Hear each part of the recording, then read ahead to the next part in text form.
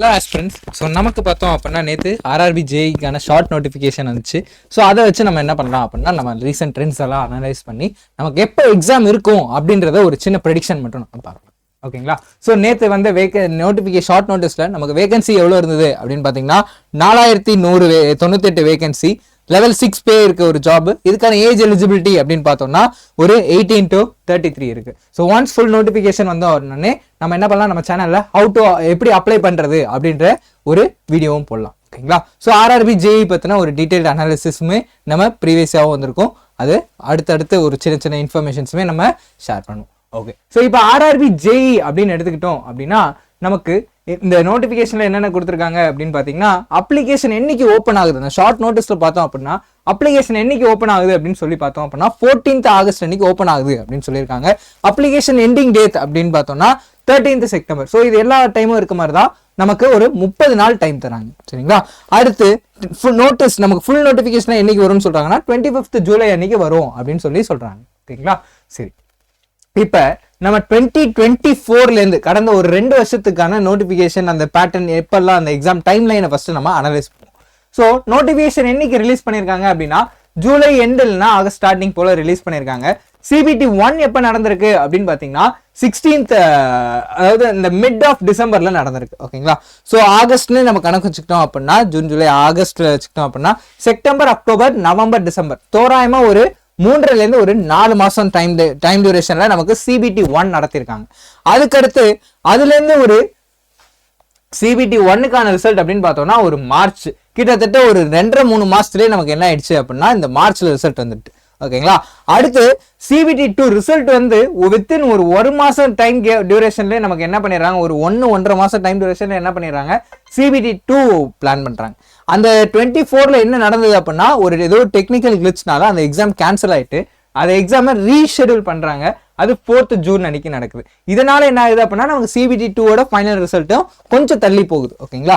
So அப்போ நமக்கு result final merit list என்னைக்கு வந்துச்சு அப்படின்னா 2nd ஜூலை வந்திருக்கு. இது வந்து நமக்கு 2024ஓடைய சினாரியோ. ஓகேங்களா? இப்போ 2025ஓட சினாரியோ எடுத்துக்கிட்டோம் அப்படின்னா நமக்கு நோட்டிபிகேஷன் எப்போ வந்திருக்கு அப்படின்னு பாத்தீங்கன்னா 28th அக்டோபர் வந்திருக்கு. ஸோ அதுக்கான எக்ஸாம் CBT 1 எப்போ நடத்திருக்காங்க அப்படின்னு பாத்தீங்கன்னா 19th February, 19th அந்த லாஸ்ட் வீக் ஆஃப் Februaryல நமக்கு கண்டக்ட் பண்ணியிருக்காங்க. ஓகேங்களா?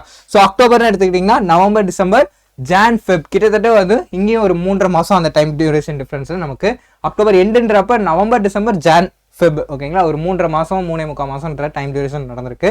ஸோ அதே மாதிரி CBT 1க்கான ஆன்சர் கீ இதுல இருந்து ஒரு 10-15 நாளுக்குள்ள நமக்கு வந்திருக்கு.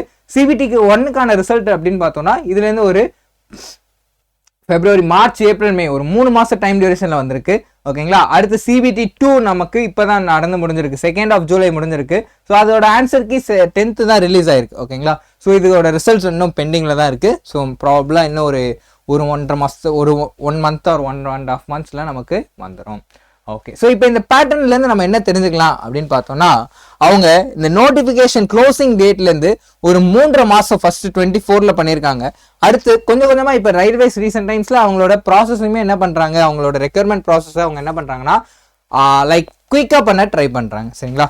ஸோ அதுபடி பார்த்தோம் அப்படின்னா நமக்கு இப்போ ஸ்டார்டிங் 24 சைக்கிள்ல நமக்கு 3.5 months இருந்தது. அடுத்து 25 சைக்கிள்ல 2.8 months இருந்தது. இப்போ இன்னும் கூட அவங்க ஃபாஸ்டா பண்ணலாம். ஸோ 2.6 monthsல நமக்கான CBT 1 வரும் அப்படின்னு சொல்லிட்டு எக்ஸ்பெக்ட் பண்ணலாம். ஓகேங்களா?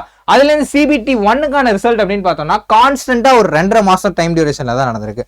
ஸோ அப்ப இப்பவுமே வந்து அதே ஒரு 2.5 மாசம் டைம் டியூரேஷன்ல தான் நடக்கும். அடுத்து CBT 1ஓட ரிசல்ட் வந்து ஒரு 1-1.5 மாசத்துலயே நமக்கு என்ன பண்ணிடுவாங்க அப்படின்னா CBT 2 நடத்திடுவாங்க.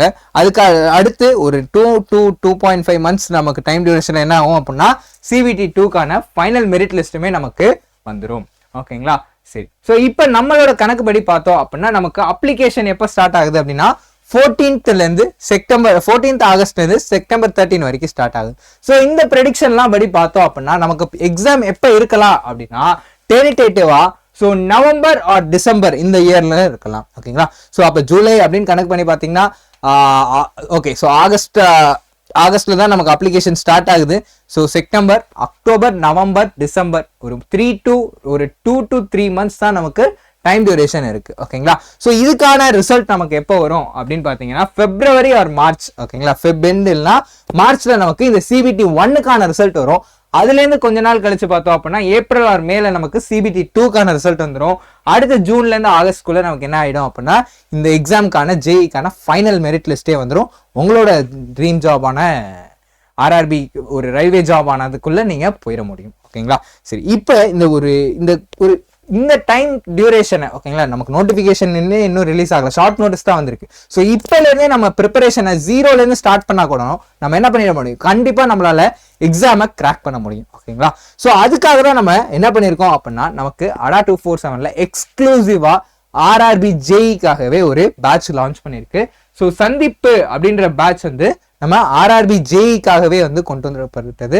ஸோ இன்னும் டைம் வேஸ்ட் பண்ணாமல் நோட்டிஃபிகேஷன் வந்த பின்னாடி நான் ப்ரிப்பரேஷன் ஸ்டார்ட் பண்ண அப்பெல்லாம் வேஸ்ட் பண்ணாமல் என்ன பண்ணலாம், இப்போலேருந்தே உங்களோட ப்ரிப்பரேஷனை நீங்கள் ஸ்டார்ட் பண்ணுறது மூலிமா என்ன பண்ணலாம், வரக்கூடிய ஆர்ஆர்பி ஜேஇ எக்ஸாமை இந்த வருஷமே நீங்கள் கிராக் பண்ணி ஒரு ரயில்வேஸ்ல ஒரு ஜூனியர் இன்ஜினியரா நீங்க ஜாயின் பண்ண முடியும். ஓகேங்களா?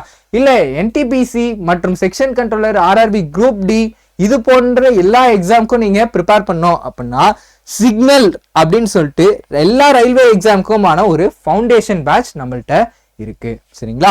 ஓகே, சரி, இப்போ இந்த கோர்ஸை பத்தின மேலும் டீடைல்ஸ்க்கும் லைக் எப்படி என்ரோல் ஆகுறது அப்படின்றதுக்கு நீங்க என்ன பண்ணலாம் அப்படின்னா இந்த நம்பருக்கு கால் பண்ணலாம். ஸோ 8130806247 அப்படின்ற நம்பருக்கு கால் பண்றப்ப நம்மளோட டீம் வந்து உங்களுக்கு காண்டாக்ட் பண்ணி இன்னும் further details about the course வந்து உங்களுக்கு எக்ஸ்பிளைன் பண்ணுவாங்க. ஸோ அது மூலிமா நீங்க என்ன பண்ணலாம் அப்படின்னா லைக் இன்னும் இன்ஃபர்மேஷன்ஸ் தெரிஞ்சுட்டு கூட நீங்க இந்த கோர்ஸ்ல என்ரோல் ஆகலாம். ஓகேங்களா? ஸோ இது வந்து நம்மளோட ADA 247 தமிழுக்கான ஆப். நார்மலாக பிளே ஸ்டோரில் போயிட்டு ADA 247 தமிழ் அப்படின்னு போட்டிங்கன்னா ஸோ ADA 247 எக்ஸாம் ப்ரிப்பரேஷன் இந்த ஆப்பை நீங்கள் டவுன்லோட் பண்ணிட்டு இதுக்குள்ளே போய் உங்கள் நார்மலான ஒன்று கூகுள் ஆர் மொபைல் நம்பர் போட்டு லாகின் பண்ணிட்டு இதில் பார்த்தீங்க அப்படின்னா இங்கே ஸ்டேட் இருக்கும். ஸ்டேட்டில் நீங்கள் தமிழ்நாடு ஸ்டேட் அப்படின்னு செலக்ட் பண்ணிட்டு அதுக்குள்ளே பார்த்தீங்கன்னா உங்களுக்கு railways, banking, SSC, TNPSC, TNUSRB, TNTET இது எல்லாத்துக்குமான கோர்சஸுமே நமக்கு இந்த ஆப்லேயுமே அவைலபிளாக இருக்கும். ஓகேங்களா? Okay, so thank you students. So நீங்கள் கோர்ஸில் என்ரோல் ஆகுங்க. ஸோ நமக்கு எக்ஸாமுக்கான டைம் பார்த்தோம் அப்படின்னா கம்மியாகவே இருக்குது. ஸோ இதுதான் ஒரு கரெக்டான ரொம்ப கரெக்டான ஒரு டைம். உங்கள் ப்ரிப்பரேஷனை இப்போ நீங்கள் ஸ்டார்ட் பண்ணுறது மூலிமா கண்டிப்பாக வரக்கூடிய ஆர்ஆர்பி ஜேஇயை நீங்கள் கிராக் பண்ணலாம். தேங்க்யூ.